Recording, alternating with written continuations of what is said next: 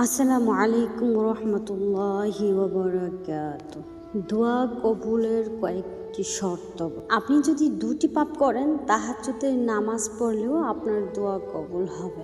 এমন কি আপনি কাবা শরীফের গিলাফ ধরে আল্লাহর কাছে কান্নাকাটি করলেও কবুল হবে না। রাসূল সাল্লাল্লাহু আলাইহি সাল্লাম বলেছেন, বান্দা যখন তার রবকে ডাকে রব বলেন কবুল। অর্থাৎ আপনি যখনই আপনার রবকে ডাকবেন তখনই তিনি আপনার ডাকে সাড়া দেবেন।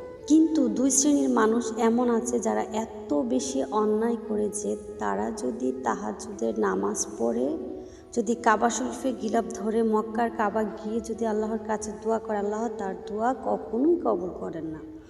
এটা খুবই মারাত্মক কথা। রাসূল সাল্লাল্লাহু আলাইহি সাল্লাম বলেছেন, আমার উম্মতেরা যখন রবকে ডাকে রব তখন ডাকে সাড়া দেয়, কিন্তু দুই শ্রেণীর মানুষের ডাকে কখনো রব সাড়া দেন না।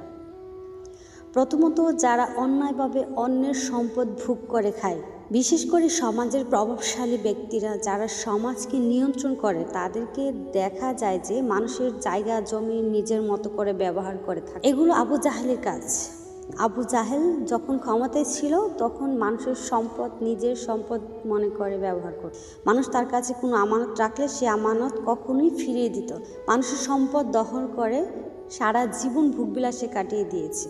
সুতরাং যারা অন্যায়ভাবে মানুষের সম্পদ ভোগ করে তাদের মনে রাখতে হবে যে এরা কখনো রাসূল সাল্লাল্লাহু আলাইহি সাল্লামের উম্মত হতে পারে না। এই কারণে প্রিয় ভাইরা আমার, যারা অন্যায়ভাবে অন্যের সম্পদ ভোগ করে আল্লাহ তাআলা তাদের দোয়া কখনোই কবুল করেন না। আপনি যদি দোয়া কবুল করতে চান অবশ্যই আপনাকে হালাল পথ উপার্জন করতে হবে। অন্যায়ভাবে অন্যের সম্পদ আপনি কখনোই ভোগ করতে পারবেন।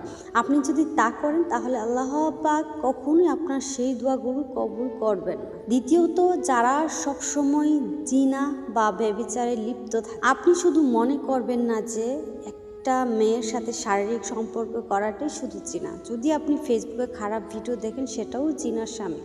আপনি যদি হেঁটে হেঁটে কোনো নারীকে দেখতে যান সেটাও আপনার পায়ের জিনা, চোখের জিনা, সব কিছুতেই জিনা হয়ে যায়। সুতরাং এই ধরনের খারাপ সম্পর্কে জড়িয়ে আমাদের তাদের দোয়া আল্লাহ পাক কখনোই কবুল করেন। কারণ তারা গার্লফ্রেন্ডের সাথে কথা বলে সেটাও জিনা হয়, গার্লফ্রেন্ডকে চোখ দিয়ে দেখা সেটাও জিনা হয়, গার্লফ্রেন্ডকে হাত ধরে দেখে সেটাও জিনা হয় বা গুনাহ হয়।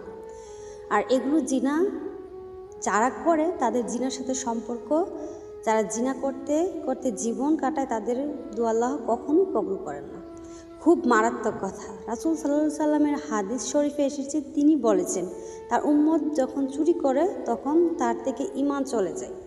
আমার উম্মত যখন জিনা করে বা ব্যভিচারে লিপ্ত হয় তখন তার থেকে ঈমান চলে যায়। আমার উম্মত যখন মদ খায় তখন তার থেকে ঈমান চলে যায়, পরবর্তীতে আবার তার কাছে ঈমান ফিরে আসে। সুতরাং এগুলো খুব মারাত্মক কথা। এই জন্য আমাদের গুনাহ থেকে বাঁচতে হবে।